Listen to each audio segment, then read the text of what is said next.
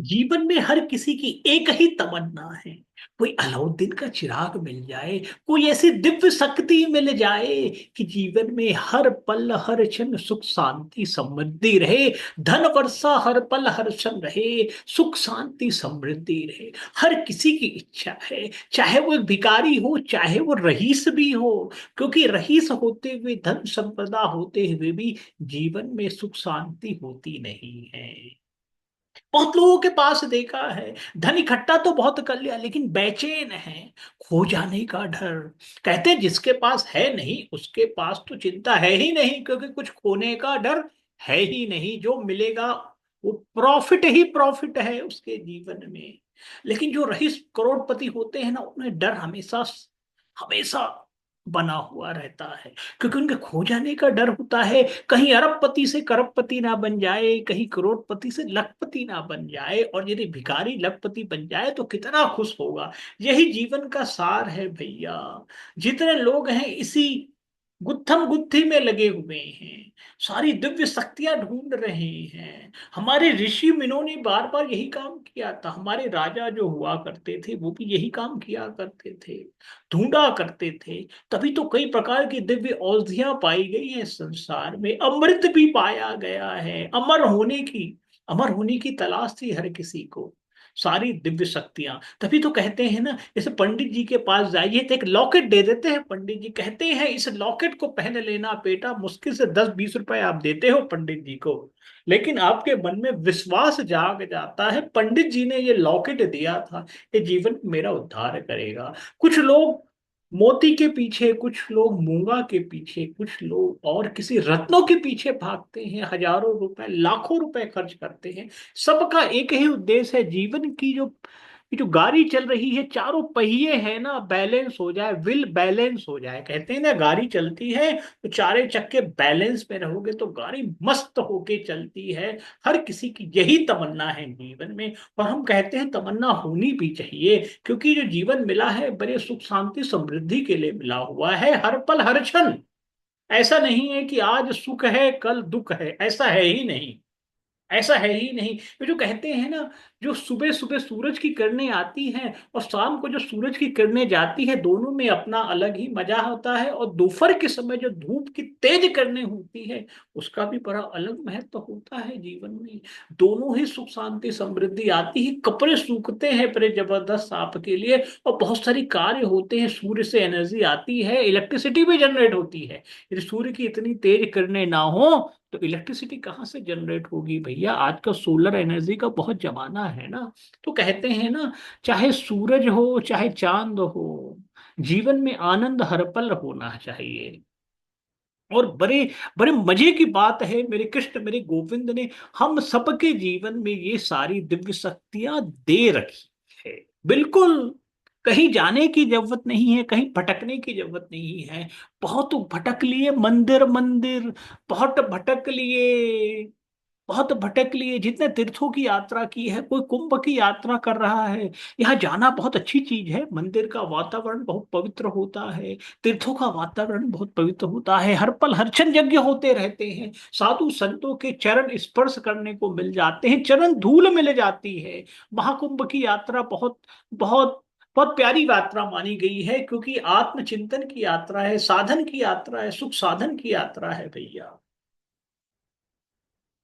लेकिन कहते हैं ना, हर पल हम मंदिर जा नहीं सकते, हर पल तीर्थ की यात्रा कर नहीं सकते। गंगा में कितने बार डुबकी लगाने जाएंगे बेचारे बंगाल वाले, बिहार वाले, एमपी वाले, छत्तीसगढ़ वाले, क्योंकि गंगा तो वहां बहती नहीं ना। छत्तीसगढ़ में कहाँ गंगा बहती है, साउथ में भी गंगा नहीं बहती। इसीलिए मेरे कृष्ण मेरे गोविंद ने जितनी शक्तियां हैं वो हम सब हर इंसान के अंदर बना के भेजी हुई है भैया। हर इंसान में ज्योत जलाना है, हर इंसान को अपने अंदर का ज्योत जलाना है। जैसे हीरा होता है ना, कोयले की खदान में छुपा हुआ होता है। चाहे कोयले की खदान में हो, चाहे मंदिर में मुकुट में, चाहे मंदिर में भगवान के मुकुट में जरा हो, चाहे राजा के मुकुट में जरा हो, हीरा वही होता है। हीरे की चमक में, चाहे कोयले की खदान के अंदर हो, हीरे की चमक में कोई कमी नहीं होती। लेकिन कहाँ है ये इंपॉर्टेंट होता है। वही है, हम सबके अंदर में वो दिव्य शक्तियां छुपी हुई है। चाहे वो भिखारी के जन्म में लिया हो इंसान, चाहे राजा के जन्म में लिया हो, वो केवल उसका प्रारब्ध था कि वो भिखारी के जन्म में लिया हुआ है, और वो राजा के घर में उसका जन्म हुआ है, चीफ मिनिस्टर के घर में, प्राइम मिनिस्टर के घर में, अदानी अंबानी के घर में जन्म हुआ है। लेकिन दोनों में शक्तियां बराबर है। यही मेरे कृष्ण गोविंद की कृपा है, हर इंसान पे कृपा है। न वो जात देखता है, न वो पात देखता है, ठाकुर ब्राह्मण तेली चमार कुछ नहीं देखता। यही तो कृपा है। सबको एक समान नजर से देखता है, वो गोविंद ही है इस संसार में, और कोई नहीं भैया। उसकी दिव्य दृष्टि हम सब पर है। हम क्या करते हैं, हमारी जो दृष्टियां हैं वो बाहरी संसार में लगी हुई रहती है। और जब बाहरी संसार में देखते हो तो क्या कार्य तरफ आप बिजी हो जाते हो, दुखमय संसार को देखते हो, सुबह से शाम कोल्हू के बेर की तरह लगे रहते, तो अपने अंदर की दिव्य शक्ति को नहीं देख पाते। जैसे हीरे की खदान में कोयला छुपा, कोयले की खदान में हीरा छुपा हुआ है, जब तक वहां जाओगे नहीं तब तक मिलेगा कैसे भैया। इसीलिए कहते जोहरी की तलाश होती है। एक जोहरी मिल जाए तो हीरे को ढूंढ निकालता है और वो सर का ताज बना देता है। वही कृपा होनी चाहिए हम सब पर। और ये कृपा कौन करेगा, हम सब ही करेंगे अपने आप पे कृपा। कहीं बाहर से नहीं आती कृपा, गरी गुरु की कृपा है आपके जीवन में। कि गुरु बना रखा है, गुरु कोई उच्च कोटि का है जिसके जीवन में मोह माया से उठ चुका है। सांसारिक मोह माया से, याद रखिएगा, सांसारिक मोह माया बहुत कठिन वस्तु है, जिससे पीछा छुड़ाना इतना आसान बात नहीं है। तो हम तो कहते हैं इधर उधर चक्करों में मत भटको, खुद ही अपने गुरु गोविंद बन जाओ, क्योंकि सबके अंदर मेरा गोविंद छुपा हुआ है। वही आपको गुरु मार्गदर्शन देगा, और जब गुरु गोविंद मार्गदर्शन देता है ना, तो अपाहिज भी चलने लगता है। जिसकी आंखें नहीं है उसे भी संसार क्लियर दिखने लगता है भैया, यही उसकी कृपा है। तो इसकी कृपा पाने के लिए करना क्या है, कहते हैं ना, जैसे माँ होती है, जैसे माँ होती है, बच्चा जो छोटा होता है माँ के सामने क्या करता है, माँ के सामने पहुंच जाता है, मुझे चाहिए, माँ की साड़ी को पकड़ता है, माँ के पल्लों को पकड़ता है, बोल नहीं पाता बच्चा, फिर भी माँ समझ जाती है इसे चाहिए क्या। दूध पान कराती है, इधर उधर सहलाती है, अपने छाती पे रखती है। यही करना है हमें, कुछ नहीं करना। मेरे कृष्ण मेरे गोविंद की शरण में पहुंच जाना है, मेरे कृष्ण मेरे गोविंद की शरण में पहुंच जाना है। और शरण में पहुंचने के लिए किसी मंदिर देवालय की जरूरत नहीं है भैया, वो हर पल हर क्षण आपके साथ है। यदि आप हॉस्पिटल में है तो भी बैठा हुआ है आपके साथ, यदि आप जेल में भी है किसी कारण से तो वहां भी बैठा हुआ है। उसकी नजरों में कोई डिफरेंस नहीं है भैया। ये भौतिकवाद में आपको जेल की सजा हुई है, मेरे कृष्ण मेरे गोविंद का जन्म ही जेल में हुआ है। किसी कारण से यदि जेल पहुंच गए हैं तो कोई बात नहीं, वहां भी मेरे कृष्ण मेरे गोविंद आपको दिव्य शक्ति दिखाएंगे भैया। यदि स्कूल कॉलेज में जैसे एग्जाम समय चल रहा है ना, मेरे कृष्ण मेरे गोविंद को हर पल हर क्षण याद रखा करो। याद करने से सारे काम बन जाते हैं। अरे जो बच्चा देखा है ना, माँ के सामने पल्लो खींच खींच के बोलता है, माँ समझ जाती है यही मेरा गोविंद है। उससे ज्यादा कुछ करना ही नहीं है। सबसे सिंपल सबसे सरल रिलेशन, सबसे आसानी से जो प्राप्त करने की चीज है इस संसार में, मेरे कृष्ण मेरे गोविंद का आशीर्वाद है, उसकी कृपा है। तभी क्यों कहते हैं ना, गॉड ब्लेस यू, भगवान की कृपा बनी रहे। लोग बता ओह क्या बोल दिया, ऐसे कैसे बनेगा। अरे भैया आप मानते ही नहीं तो कृपा कैसे बनेगी। इसीलिए कहते हैं कृष्ण गोविंद को हर पल हर क्षण याद किया करो, उस छोटे बच्चे की तरह जो मैया के आगे पीछे घूमता रहता है।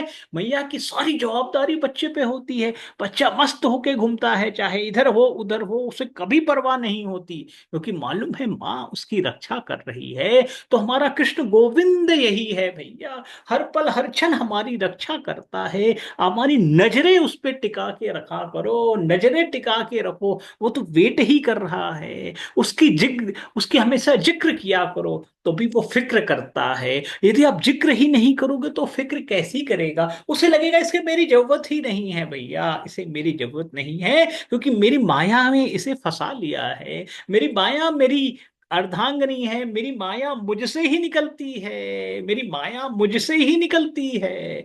उसके माया जाल में फंस गया है। तो कृष्ण गोविंद निश्चिंत हो गए, भैया इसे माया में ही खेल लेने दो, मुझसे तो दूर है। लेकिन कहते हैं ना, माया को छोड़ते रहो धीरे धीरे धीरे, और ये छूटेगा इसी प्रकार से जब कृष्ण गोविंद को पकड़ने लग जाओगे। और खासियत ये है, कृष्ण गोविंद दुनिया का, संसार का सबसे बड़ा चुंबक है। और एक बार पकड़ लिया, चुंबकीय क्षेत्र में आ गए, तो भैया बस उसकी जवाबदारी शुरू हो जाती है, और आपके जीवन में सुख आनंद आने की परंपरा शुरू हो जाती है। हर पल हर क्षण, हर पल हर क्षण किसी की बुरी नजर नहीं लगती आपके जीवन में। केवल कृपा ही कृपा आती है, सुख शांति समृद्धि आती है, उसकी कृपा आने शुरू हो जाती है। जय जय श्री कृष्णा, जय जय श्री राधे, वृंदावन धाम की जय हो, राधा रानी की जय हो, हम सब पर राधा रानी की असीम कृपा बनी रहे। जय जय श्री कृष्णा, जय जय श्री राधे।